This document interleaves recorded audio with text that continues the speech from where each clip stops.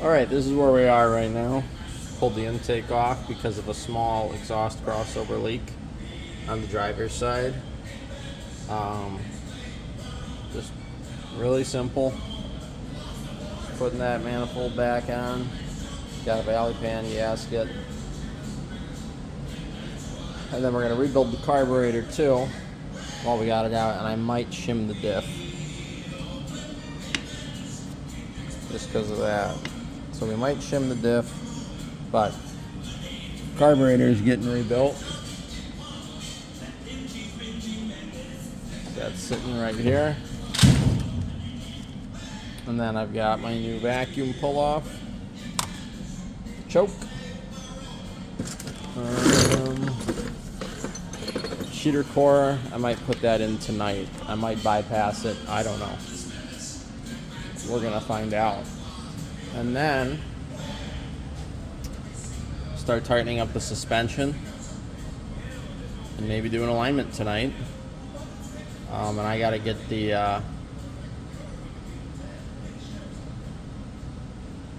I have to get the oh my gosh, what am I trying to say?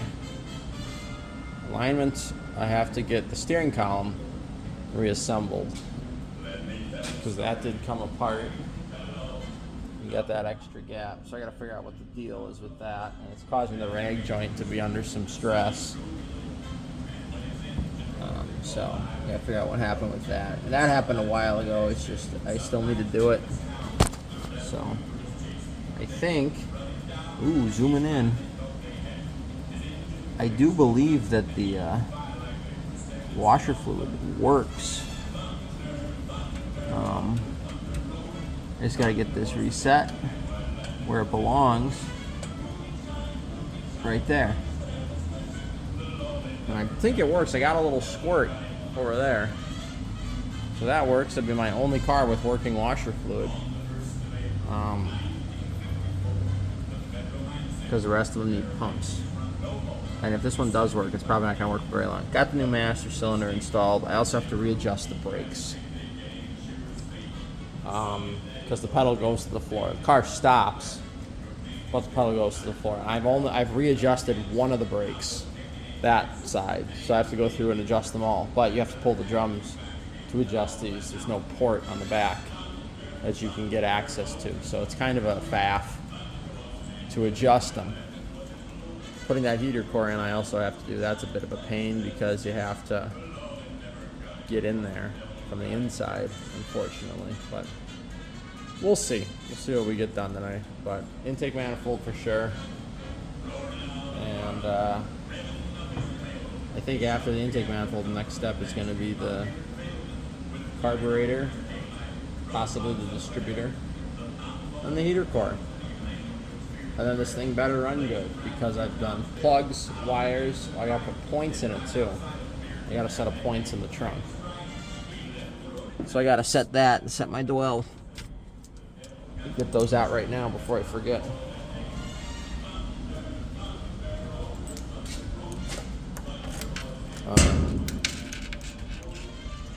Somewhere in here. Ah, there we go. Set of points, I think. They were on wholesaler special, so I bought a bunch. These are some of the extra parts. There's the AC compressor that was on the car. That's a condenser.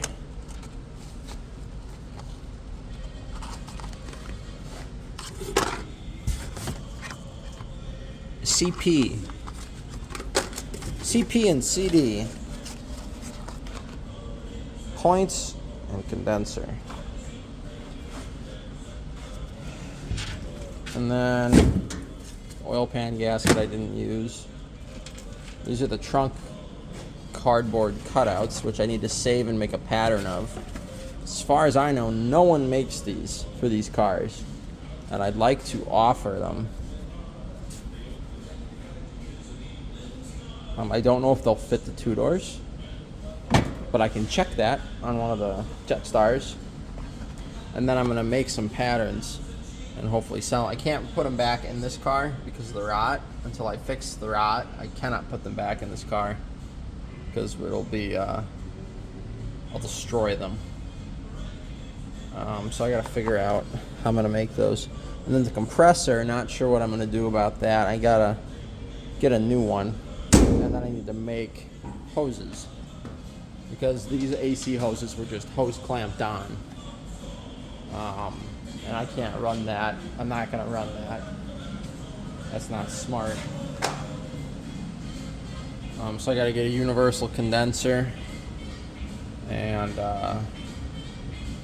run new AC lines and all that stuff. And I do want to get the aftermarket air conditioning working in this car, because it's actually really cool, but it needs it needs a complete rebuild, because the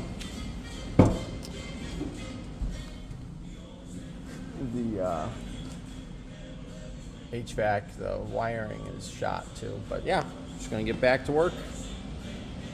All right, so still working on the car. Got the intake manifold reinstalled with new gasket. I learned that the molded rubber radiator hose I ordered to replace this one, it's a little bit different, and it still has the same issue. It's very tight and it rubs right here on the alternator. So I'm gonna have to get just a universal flexible one so that I can clear the aftermarket placement of the alternator. Currently have the carburetor taken apart, and this is a unique beast. This is a 1 year only, at least to my knowledge. It could be wrong. This is a 1 year only Quadrajet. So it's got some unique parts to it that I haven't been on any other Quadrajets I've taken apart, because I've done 68 to 70 GM carburetors. I've also done some of the 80s electronic Quadrajets, the Black Magic ones. Where am I going? But the couple just unique variations on pieces that I haven't come across on a Quadrajet before. The bowl vents, that's a very old GM style. I've done that on the Carter YFs, or the Carter WFCBs, on a 61 dual quad Corvette. Those Carter WCFBs have those bowl vents that opens and closes with throttle actuation to prevent fuel siphoning. On the older carburetors, they fixed it on the newer ones, but you can, depending on how the bowl is vented, you can actually siphon all the fuel out of your bowl and down into your engine if this vent is not set correctly. So if that's not set correctly, you can flood your motor out. You could potentially hydrolock it, but also you're just gonna have to crank. Another interesting is this plunger on the air door. I do not remember this being here on any of the other Quadrajets I've taken apart. The way the seat is installed for the needle and seat, 2 screws instead of a big flathead down on the edge and twisting it in. That's different. This little spring-loaded door, or spring over here for the air doors, that's different. I haven't seen that before. Yeah, I just remember the way the choke attaches, very different. You get another secondary arm in there, and then the screw that goes in the side. That screw actually goes in and locks in on a linkage, and then it runs up to the upper plate for the choke. So that's interesting. The mounting for this, I mean, this is a choke pull-off off of a 1970. And this is a choke pull-off for this car. So you can see the mass differences. Plastic, big slot. It fits, mounts basically the same. And, I mean, this just slides in. And you can see vacuum points in the same direction. But this will not fit this carburetor.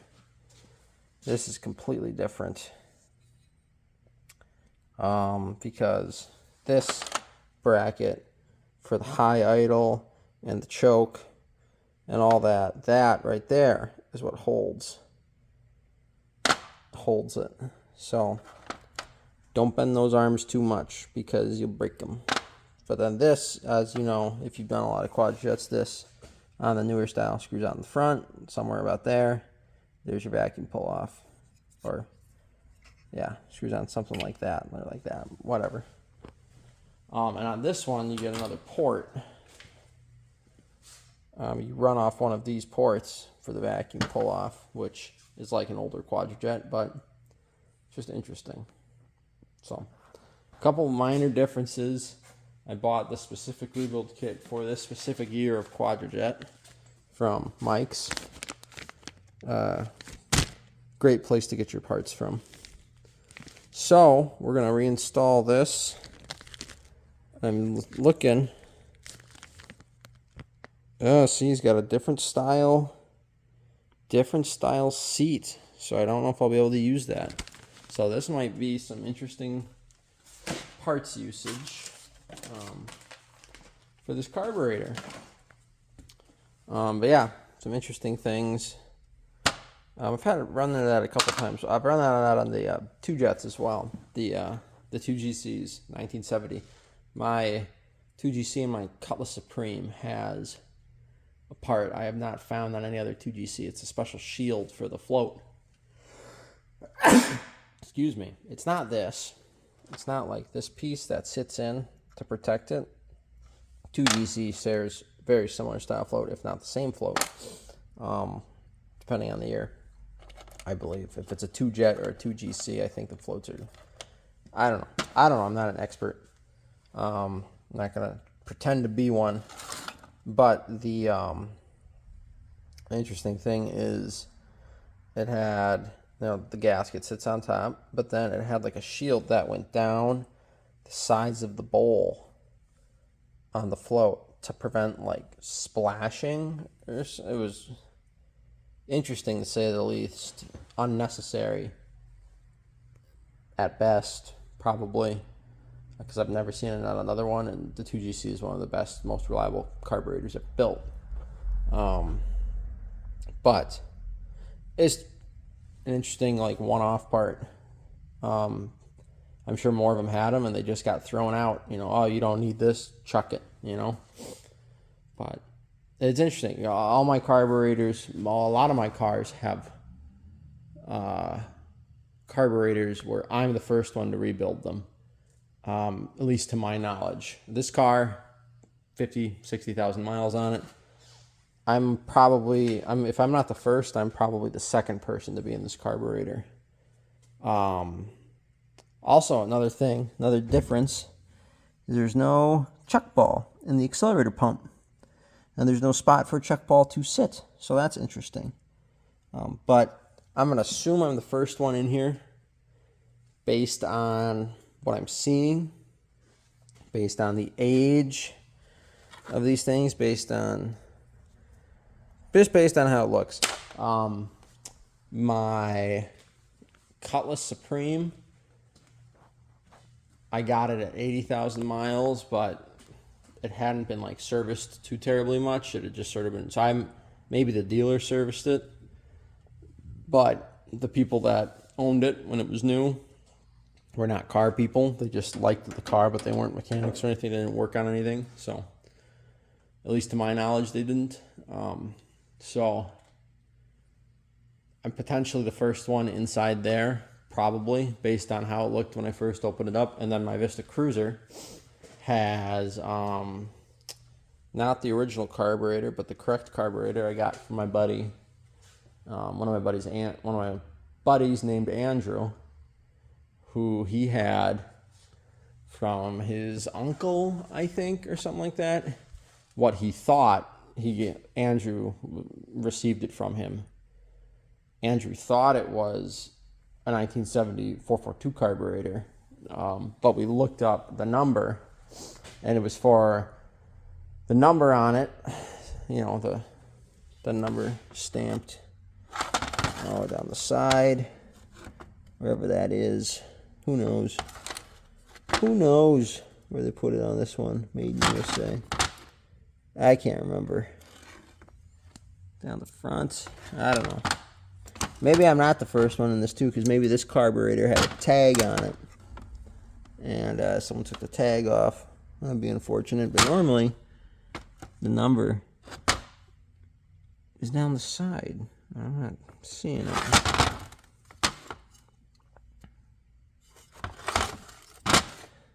So, yeah, hot idle compensator. Anyways, Andrew had a carburetor that he thought was for a 1970 442, but it was for a 1970 A-body 455 non-442 car. So, and I happen to have a 455 Vista Cruiser. So, that carburetor was either for a Vista Cruiser or a Cutlass SX or I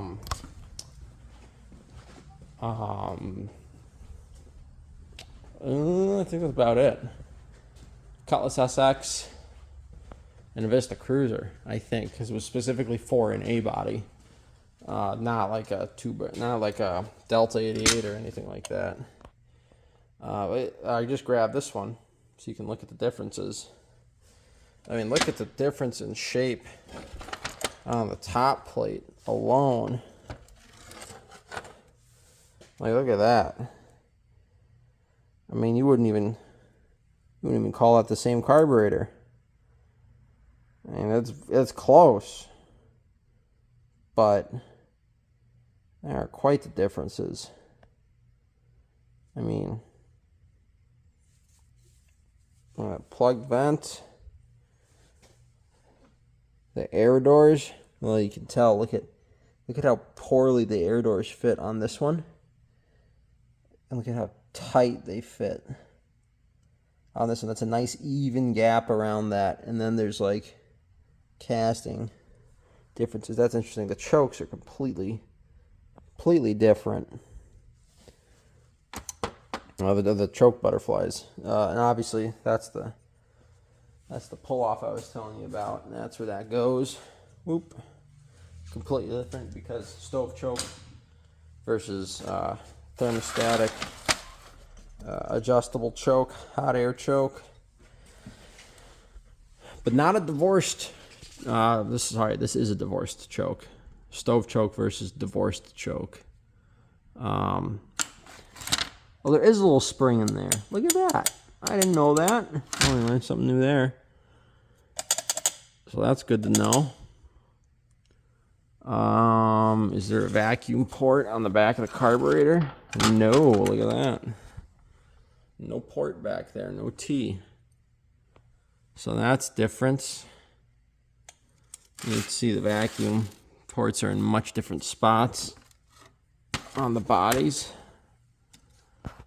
And you can tell, too, this is interesting because that's sort of like the Chevy style, you know.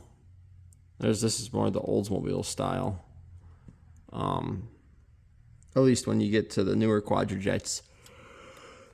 Chevy runs that style. And Oldsmobile hops on down to this, straight out the front. That's interesting.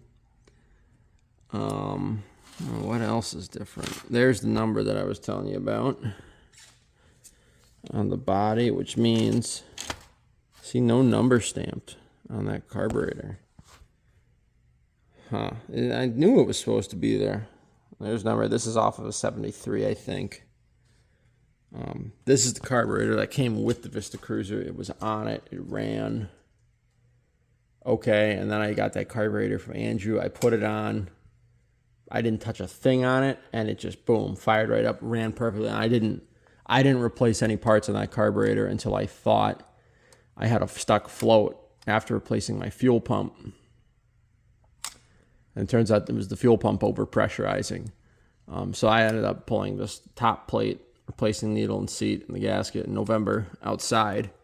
But turns out fuel pump problems. So if not for that botched fuel pump, I would never have put any parts in that carburetor yet. And the thing ran beautifully. Still runs beautifully. No vacuum port there. That's interesting. So, I mean, yeah, you could bolt one of these up and it would work, but it would not be correct. But it's interesting. There's no number stamped on the side. How do you ID one of these things? Just based on how different it is? That is completely different. Whatever the heck that is. I don't know. But it's just, it's so... She's different, all right. I mean, that's putting it mildly. That she's different. See the screws, yeah, screws are the same. Different style up top there.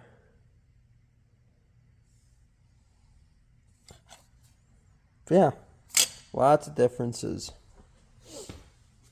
Enough to make it count. And then this does not have, this particular carburetor does not have the hot idle compensator like this one and the original carburetor for the Vista Cruiser, which is on there. Not the original one that came on the car when it was built, but the correct 70 non-442 455 A-body carburetor. That has the hot air idle compensator. But yeah, little differences like that.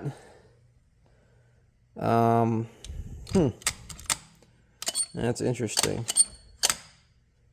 Very interesting. This is the carburetor that's going on. Speaking of not being correct for the car, this is the one that's going on my friend's 425 Jetstar that he's building. I gave him a bunch of Delta parts. He found a 2-door Jetstar body that I picked up. Well, I found it for him, or whatever. We found it. It was listed as a 67, and then on a whim, I asked for more pictures and looked at it, and it turned out it was a 66. The guy didn't know what he was talking about. So then I went to Minnesota, drove about 8 hours, picked it up, and then drove 8 hours. I stayed in Minnesota for a little bit, then drove 8 hours back. But he's building a 425 66 Jetstar 88 that is going to have Jetstar frame, Delta 88 front and rear end, 425, turbo 400, non-switch pitch. So I'm pulling the switch pitch guts out of that turbo 400 and putting them in my Vista Cruiser so I can have a switch pitch Vista, which will be really cool. And then I found him an aluminum, or he found one and ordered it, an aluminum Edelbrock intake, an 04B, old school. So it's got the hot air choke, not a stove choke like this car, but a hot air tube choke, divorce choke on the side of the carburetor. So yeah, some interesting parts, but all the parts are correct. Like all the parts are going to work with the other parts he's buying. So it'll be a cool car when he's done. Not the only 425 Jetstar I've seen, though. I saw one at a guy's shop in Illinois. I think it was a 65. Yeah, it was a 65. Dark red, black interior Jetstar 88. That some guy he had this Jetstar and he converted it to air conditioning too. He actually cut the cowl out of the car, the whole firewall, all the way up, and sectioned in at factory joints, sectioned in his AC car cowl. So it's a full 4-barrel 425, but it's got the Carter on it because it's a 65, so it's correct. Power brake, power steering, AC Jetstar 88. And the car's got like 35,000 miles on it, which doesn't matter when it's such a project like that. But just that was a cool car to see. 5-lug everything, so it's got the Delta brakes and all that stuff. Really cool car. And there's probably the only properly done factory air installed Jetstar big block car out there, because the one my friend is doing, it's a 2-door, it's a 66, different year, so it's got a Quadrajet 425, non-AC, keeping it Jetstar, heat only. He'll put aftermarket AC in it eventually if he wants to, but it'll be a cool car. So, and yes, it'll be a 2-door, but I still don't think it'll be as cool as this. The ratty Delta. I also learned today that because this fender rotted out, someone put a little clip right there to hold the fender in so you can open the door. How ingenious is that? So we're going to leave that there.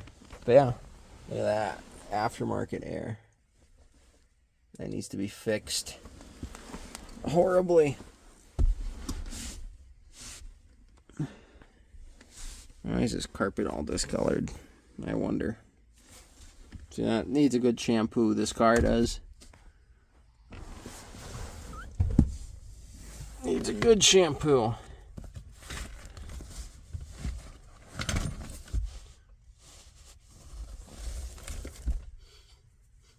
It's wet under there. Yeesh. Not good. Hopefully that wasn't from the leaking heater core. It's all discolored. Not good. Well, if it was from the leaking heater core, nothing I can do about it now.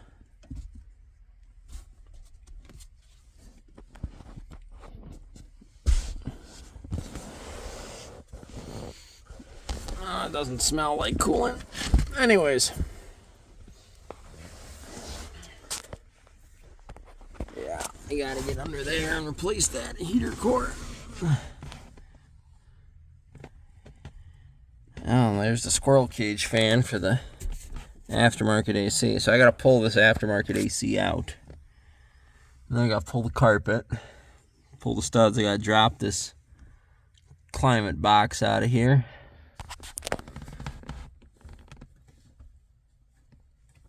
And then we can get the heater core swapped. But that'll be later. That'll be for a later date. We're not doing that quite yet. Oh, man. Alright, I'm going to get back to work rebuilding that carburetor. Because it needs to be done.